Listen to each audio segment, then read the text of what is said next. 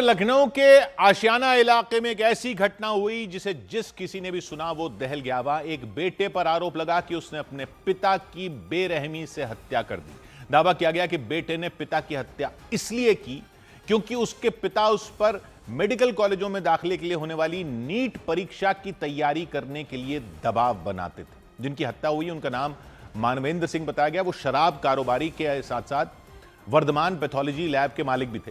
Police के मुताबिक आरोपी ने अपने पिता की पहले गोली मारकर हत्या की, उसके बाद उसने शव के कई टुकड़े कर दिए थे। दावा किया गया कि उसने शव के धड़ को एक नीले ड्रम में भर दिया था, ठीक उसी तरह जिस तरह पिछले साल मेरठ में मुस्कान नाम की महिला ने अपने प्रेमी के साथ मिलकर पति की हत्या कर दी थी और शव को नीले ड्रम में भर दिया था।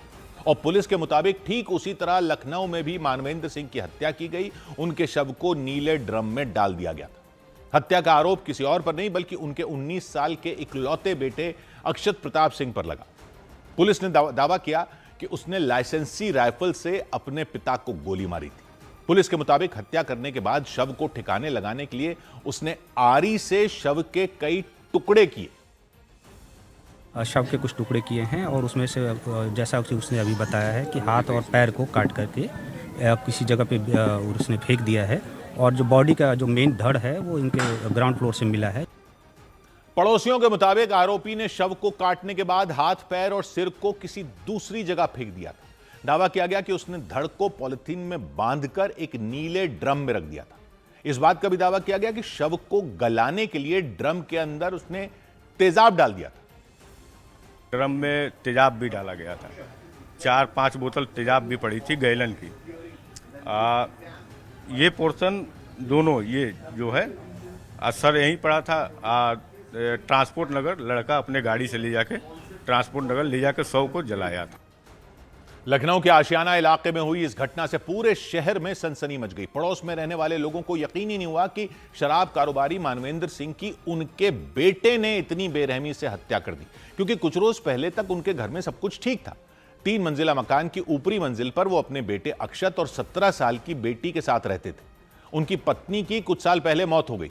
दूसरी मंजिल पर उनके छोटे भाई का परिवार रहता। ग्राउंड फ्लोर पर कार पार्किंग और गेस्ट रूम बना।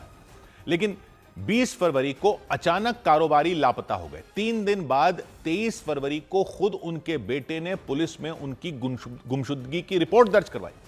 लेकिन छानबीन के दौरान पुलिस को उस पर ही शक हो गया। इसके बाद पुलिस ने उससे पूछताछ शुरू की, जिसके बाद हत्याकांड की पूरी कहानी सामने आ गई। पुलिस का दावा, उनका जो पुत्र है अक्षत प्रताप सिंह, जिसकी उम्र लगभग 19 साल है, उसने उनकी हत्या कर दी थी। उसी दिन 20 तारीख को ही सुबह लगभग 4:30 बजे राइफल से उसने उनकी हत्या कर दी और शव को फिर छुपाने के दृष्टिकोण से शव का कुछ छत उछत कर किया है। पुलिस के मुताबिक पूछताछ के दौरान आरोपी ने बताया कि उसके पिता उस पर मेडिकल कॉलेजों में दाखिले के लिए होने वाली परीक्षा नीट की तैयारी के लिए दबाव बनाते थे।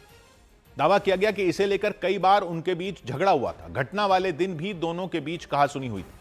आरोप है इसी कहासुनी के दौरान आरोपी ने पिता को गोली मार दी थी। उसके पिताजी उस पे प्रतियोगी परीक्षाओं के लिए तैयारी करने के लिए दबाव बनाते थे। इस क्रम में सुबह सुबह झगड़ा हुआ और राइफल से इसने गोली चला दी, जिसके कारण उनकी मौके पर ही मृत्यु हो गई थी।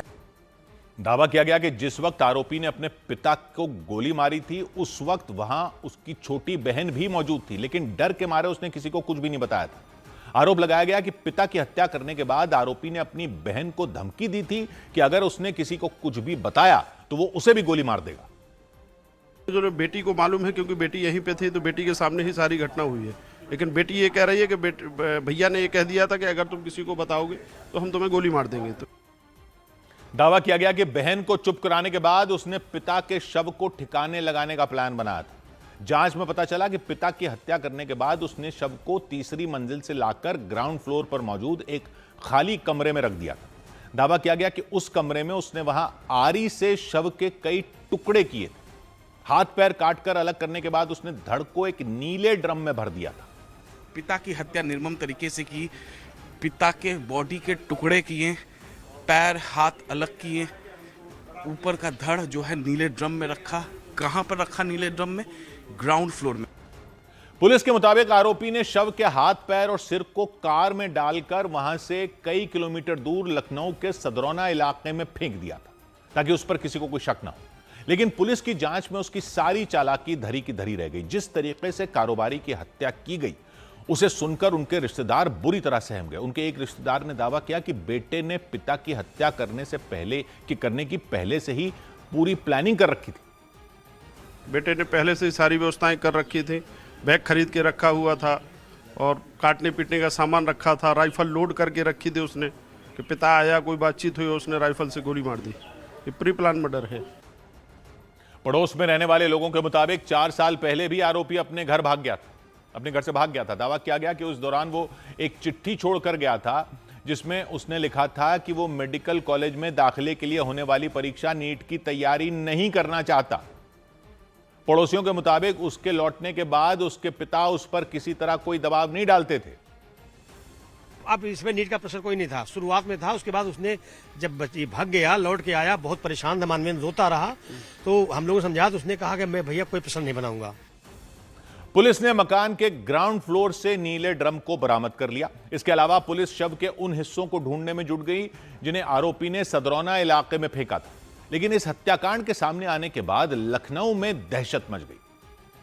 इधर दिल्ली के नजदीक उत्तर प्रदेश के नोएडा में 4 दिन तक चले फ्लावर शो के समापन के बाद लोगों में फूलों और गमले लूटने की होड़ मच गई।